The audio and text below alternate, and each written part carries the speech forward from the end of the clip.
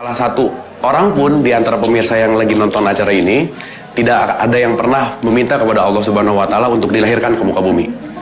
Nggak pernah ada yang minta, ya Allah ya Rabbana, lahirkanlah saya ke muka bumi dalam bentuk laki-laki misalnya, di rahim ibu siapa, di kota mana, dan itu sama sekali tidak pernah terjadi. Nah, pertanyaannya, kalau kita tidak pernah minta dilahirkan, kita tidak pernah mau dilahirkan, dan bahkan tidak ada permohonan sedikit pun kenapa saya dilahirkan, pertanyaannya satu, kenapa kita semua ini ada di muka bumi? Nah, oleh karena itu, hari ini kita akan membahas siapa saya sebetulnya dan kenapa saya lahir ke muka bumi. Oke. Lahirnya manusia, Allah Subhanahu wa Ta'ala menciptakan manusia. Pasti ada maksud tertentu, pasti ada visi misi tertentu. Sebetulnya apa sih tugas manusia lahir ke muka bumi? Apa tugas manusia lahir ke muka bumi? Karena ketika kita tidak mengetahui tugas ini, kita tidak mengetahui fungsi kita lahir ke muka bumi, pasti akan sangat sulit menjalani kehidupan. Di dalam Al-Quran dikatakan bahwa A'udzubillahi minasyaitonirrajim, bismillahirrahmanirrahim, wa ma khalaqtul jinna wal insa illa liya'budun. Dan tidak kami ciptakan jin dan manusia, tugasnya itu cuma ada satu. Tugasnya hanya untuk ibadah. Nah, pertanyaan besarnya adalah, apa sih itu ibadah? Ibadah itu berasal dari kata bahasa Arab yang artinya abid atau abdu, begitu.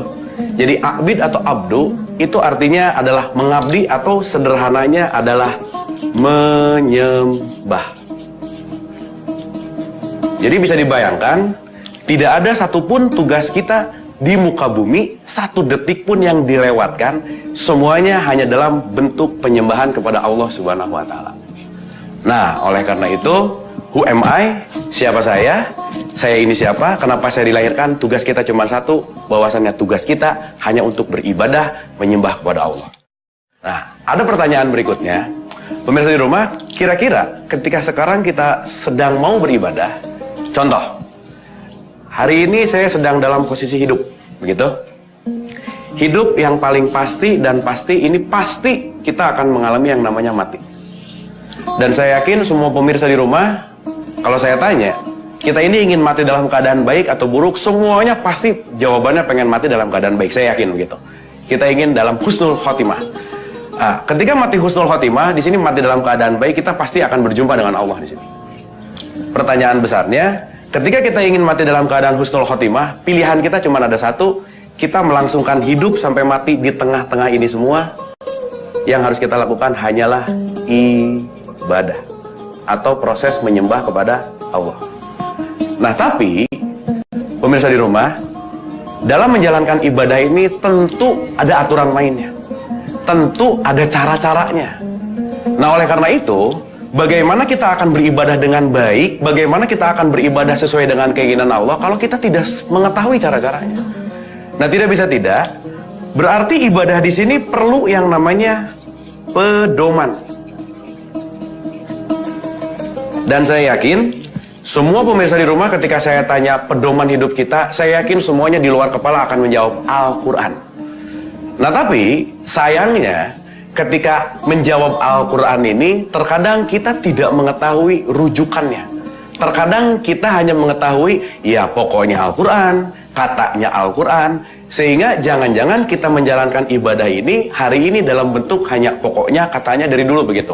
Nah, oleh karena itu, mari kita sama-sama dengarkan lantunan suara Al-Quran ini, surat 45 ayat 20. Mari kita sama-sama dengarkan. Bismillahirrahmanirrahim. Hadza basairu linnasi wa hudan wa rahmatun liqaumin yuqinun. Oke, luar biasa. Pemirsa, suara tadi enak banget nggak kedengarannya? Dan saya yakin semua pemirsa di rumah setuju sama saya bahwa yang membacakan surat dan ayat ini sangat enak suaranya, betul? Oke, saya yakin. Tapi pertanyaan besarnya, ketika tadi pemirsa di rumah mendengarkan lantunan ayat Al-Quran itu, saya yakin dengarnya enak, betul? Saya yakin tadi ke hati ini terasa sangat nyaman. Jadi kalau di hati di sini, pasti terasanya nyaman banget dan enak. Tapi pertanyaan besarnya, ngerti nggak? Memahami atau tidak? Karena mohon maaf, banyak orang yang membacakannya enak, bagus, mendengarkannya juga alhamdulillah enak, tapi jangan-jangan kita tidak mengerti apa maknanya. Nah, oleh karena itu, supaya kita sama-sama mengerti, supaya kita sama-sama tahu apa maksud dan tujuan ayat itu, mari kita dengarkan terjemahannya. Silakan. Al-Quran ini adalah pedoman bagi manusia, petunjuk dan rahmat bagi kaum yang meyakini. Oke, jelas sekali Allah berfirman di sini, haza basoirul linnasi wa huda wa rahmatul liqaumi yuqinun. Al-Quran ini adalah pedoman bagi manusia. Sehingga tidak bisa tidak, di antara hidup sampai mati ini, tidak ada satupun yang bisa keluar. Pedoman hidup kita ini harus kembali kepada yang namanya Al-Quran. Sehingga sekarang kita bisa mengetahui rujukannya. Kalau ditanya, pedoman manusia apa sih? Kita bisa jawab, Al-Quran. Kata siapa? Kan ada di surat 45, surat Al-Jasiyah ayat 20. Dan itu akan membuat kita akan lebih yakin, akan lebih sangat yakin ketika kita tahu isi ayatnya, makna ayatnya, dan pasti kita akan lebih enak lagi ngejalanin. Oke, dan saya yakin di rumah, pemirsa di rumah ini, bahwasannya Al-Quran ini adalah pedoman bagi manusia. Supaya tambah yakin lagi, kita dengerin lagi satu ayat ini. Surat 3 ayat 138, silakan. Bismillahirrahmanirrahim. Hadza bayanun linnasi wa hudan wa mau'izatun lil muttaqin. Enak bukan suaranya? Tapi pertanyaannya, ngerti nggak? Oke, supaya ngerti, sekali lagi, mari kita dengarkan terjemahannya. Al-Quran ini adalah penerangan bagi seluruh manusia dan petunjuk serta pelajaran bagi orang-orang yang bertakwa. Nah, oleh karena itu tidak bisa tidak untuk menjalani kehidupan ini yang tugas satu-satunya hanya untuk beribadah, bahwasannya ibadah itu perlu pedoman dan tidak bisa tidak pedoman hidup kita harus kembali kepada Al-Quran dan As-Sunnah. Nah, oleh karena itu pemirsa, selanjutnya kita akan membahas bagaimana kita harus menjalankan hidup ini sesuai dengan Al-Quran. Apa itu Al-Quran? Harus bagaimana terhadap Al-Quran? Kembali lagi di Cahaya Hati Antv bersama saya Abu Marlo. Saya ingin bertanya kepada pemirsa di rumah. Menurut pemirsa di rumah, kira-kira ketika mendengarkan Al-Quran, kata Al-Quran, yang di benak pikiran kita, menurut pemirsa di rumah, susah atau mudah? Susah atau mudah? Nah, pengalaman saya ketika 3,5 tahun ini saya kesana kesini untuk menyampaikan hal ini, saya mendapati hampir 90% orang yang saya tanya, begitu mendengarkan kata Al-Quran, memikirkan Al-Quran, pasti yang keluarnya adalah sesuatu hal yang susah. Nah, pertanyaan besarnya, Al-Quran adalah sama dengan manual book manusia. Manual book.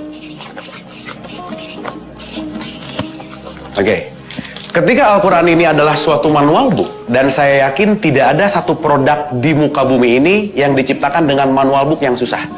Apalagi Allah menciptakan Al-Quran sebagai manual book hidup manusia. Nah, oleh karena itu, mungkin kebanyakan manusia, karena saya jalan kesana kesini dan mendapatkan hasil kesimpulan sementara, kebanyakan manusia dan kebanyakan orang yang saya tanya mengatakan bahwa Al-Quran ini adalah sesuatu yang susah. Padahal, mari kita dengarkan. Surat 54 ayat 17, silakan. Bismillahirrahmanirrahim. وَلَقَدْ يَسَّرْنَا الْقُرْآنَ لِلذِّكْرِ فَهَلْ مِن مُّدَّكِرٍ. Seperti biasa suaranya enak banget, tapi mungkin sebagian besar tidak mengerti. Silakan terjemahannya. Dan sesungguhnya telah kami mudahkan Al-Quran untuk pelajaran. Tahan dulu sebentar. Pemirsa, di situ ada kata-kata walaqad yasarnal Qur'ana lidzikri. Dan sesungguhnya, di situ ada penekanan, dikatakan bahwa kalimat sesungguhnya. Dan sesungguhnya telah kami mudahkan Al-Quran untuk pelajaran. Berarti kalau sampai hari ini kita mengatakan Al-Quran susah, padahal Allah di sini menyatakan bahwa Al-Quran ini sungguh mudah. Jadi artinya apa? Sebetulnya tidak ada yang disusahkan di dalam Al-Quran ini, karena Al-Quran ini didesain, diciptakan untuk sangat mudah untuk manusia. Oke, kita dengarkan lagi lanjutan ayatnya. Maka adakah orang yang mengambil pelajaran? Justru di sini dipertanyakan bahwa kalau kita hari ini masih menganggap Al-Quran ini sebagai sesuatu yang susah, jangan-jangan sampai detik ini kita belum mempelajari Al-Quran dengan baik. Oleh karena itu ada penekanan lagi. Kita dengarkan langsung terjemahan surat 54 ayat 22. Silakan.